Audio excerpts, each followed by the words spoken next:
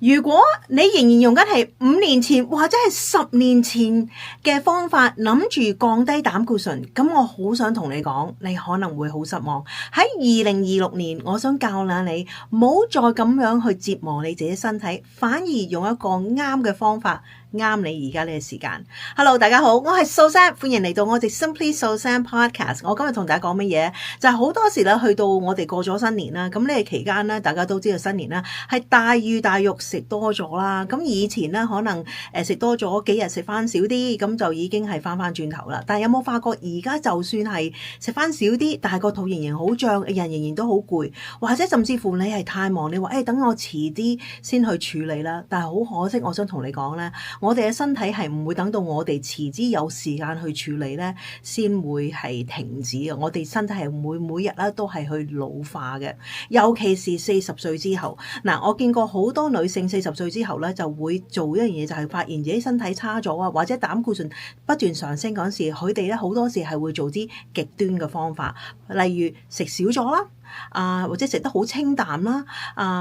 戒甜啦，唔食甜嘢啦，甚至乎有唔做運動嘅人開始做運動，或者做運動嘅人做更加多嘅運動，甚至乎開始食營養補充劑啦。但係佢發現啦，當佢每一次去抽血嗰陣時咧，都係失望而回。佢話：究竟發生咩事？點解我身體好似同我對抗？你講得啱啦。身體確實同你對抗，唔係因為你個身體唔愛錫你，係因為我哋嘅身體係喺即係英文我哋就會形容係 in survival mode。點解會係 in survival mode？ 即係而家做緊呢個防禦嘅工作，因為我哋想去降低膽固醇，但係當我哋身體喺呢個叫做 survival mode 或者喺防禦嗰陣時咧，佢係冇辦法咧去專注去降低膽固醇。嗱，點解會令到咁嘅情況？因為我哋咧喺尤其是40歲之後嘅女性啦，通常會發生喺呢樣嘢嘅，就係我哋形容為呢叫做 sandwich generation。sandwich generation 係乜嘢咧？就係話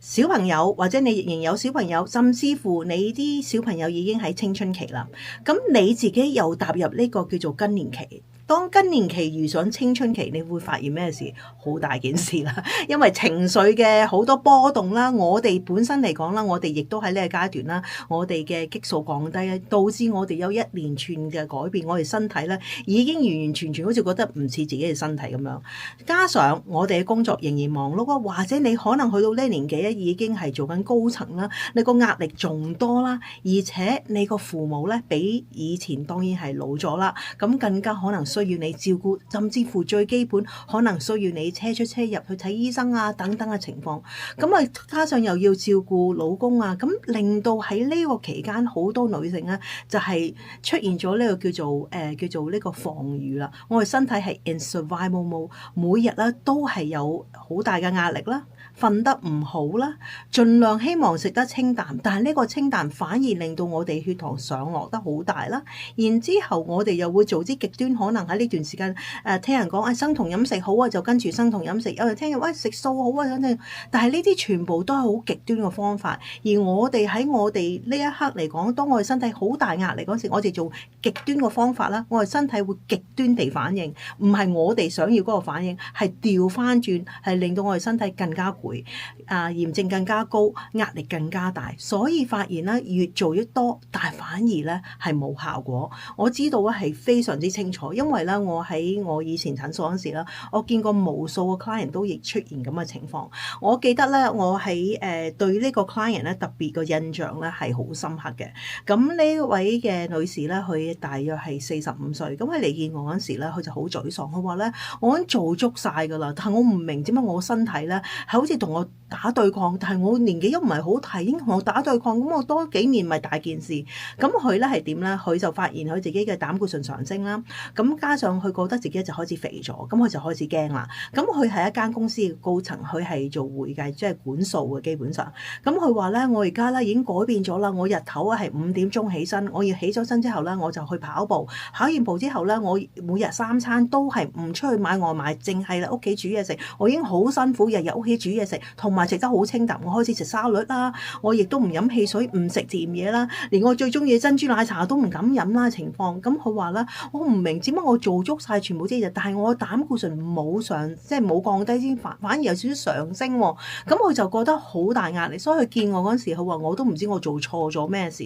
咁當佢同我去講喺佢個生活啊，佢個壓力嗰陣時，我就好明顯見到一個問題，就係話佢嘅身體 is in a survival mode， 意思佢身體係一個防禦嘅工作。你諗一諗下，如果你身體係好似呢個我就叫做戰爭對抗緊，佢會唔會做一個修補呢？因為降低膽固醇係一種個修補嘅現象嚟㗎。咁我哋去對抗緊嗰陣時，佢冇辦法啦，去專注呢個精神啦，係去減肥啦，或者係去減低膽固醇嘅。佢係唔會做呢樣嘢，因為佢呢段時間佢係想保護你。當佢保護你，佢唯一佢要專注係乜嘢？呼吸啦，瞓覺嗰方面，佢其他嘢佢暫時嚟講係冇辦法去處理嘅。所以喺呢個年紀，你會發現啦，你越辛苦，你越逼自己做啲更加極端嘅嘢，你反而咧身體係越嚟越差嘅。有冇咁嘅情況？如果係嘅話，你話蘇珊，咁我可以做乜嘢咧？咁放心，我一陣啦，我會講下一個解決嘅方案啦。但係我好想分享咧，有另一個睇法咧，就係話你當一個小朋友。佢讀書麻麻地，甚至乎咧佢係讀書好差嘅。OK，你覺得呢個小朋友越讀書，或者你逼佢越讀書嘅話，你有冇覺得呢個小朋友會唔會因為你逼佢而佢成績好咗？唔會噶嘛，大家都見到噶。反而如果呢個小朋友成績唔好，係因為佢冇正確嘅支援啦。OK，冇正確嘅 support 啦。第二嚟講，佢有太多嘅叫做妨礙佢可以讀書。專注讀書嘅話，就令到佢讀書唔好。咁如果我哋將佢啲全部妨礙佢讀書嘅嘢拎走，加上俾佢足夠嘅支援嘅話，你覺得呢個小朋友考嘅成績會唔會好咗？絕對會好咗。同我哋膽固醇嘅道理一樣。如果我哋想個膽固醇降低嘅話，我哋越逼佢越做啲更極端嘅嘢。個膽固醇係唔會降低，佢會繼續咧係會增加嘅。所以因為咁樣，點解我咁即係緊張呢樣嘢？因為我見到太多嘅 case，而我哋已經知道女性40歲之後唔係懶咗，佢反而比以前更加勤力，因為佢見到身體嘅轉變。但係佢發覺佢越勤力，佢越去專注，佢亦自律地去令到自己將好多佢本來中意嘅嘢都將佢撇除咗，身體係冇改變。佢就覺得好沮喪，咁我想同你講，唔係你嘅錯，係因為你仍然用緊以前5年前、10年前嘅方法去幫助你而家40年後嘅身體，係完全係唔會有呢個效果。因為當我哋踏入40歲之後呢，我哋要用一個新嘅策略。呢個係乜嘢？因為好多時咧，我見到咧就係話喺到而家嚟講咧，雖然我哋呢個科技先進咗啦，醫學亦都先進咗，但係到而家嚟講咧，心臟病仍然都係女性嘅頭號殺手。所以咧，我係好緊張啦，好多女性咧係繼續咧就係好似點樣講，就好似呢個係牆不斷咧，就係去諗住破牆啊！但係我哋係唔會破到牆，因為個牆喺呢度，我哋反而要學識點樣冇破牆，係行另一邊。咁我哋就唔使咁辛苦啦。咁所以因為咁樣啦，我咧就係喺呢個嚟緊呢個星期四2月26號啦，我會做一個免費嘅講座，喺東岸時間8點鐘做一場嘅免費講座，就講解下40歲之後我哋用乜嘢啱嘅策略，唔好再行太多冤枉路，唔好估下，因為你越估越做錯嘅話，身體反而嗰個防禦嗰方面做得越高，令到你咧係冇辦法達到你想要嘅目標啦。咁我哋首先就會講下，究竟喺40歲之後，第一樣嘢我哋要做咧係要剷除晒全部啲障礙物。第二，我哋講下40歲之後，第一步我哋應該要做乜嘢？要慢慢令到我哋身體去痊愈，然之後可以降低膽固醇。第三，我會講咧係話有冇咩方法係唔極端？OK， 係我喺我嘅診所教我啲 client 唔極端，係可以持續去維持嘅方法。想唔想學多啲？如果想嘅話，記得喺下邊連結 click 一 click，喺今個星期四2月26號個8點鐘東岸時間，即係如果喺香港嘅話，應該咧就係日頭嘅時間嘅。咁你咧就可以 join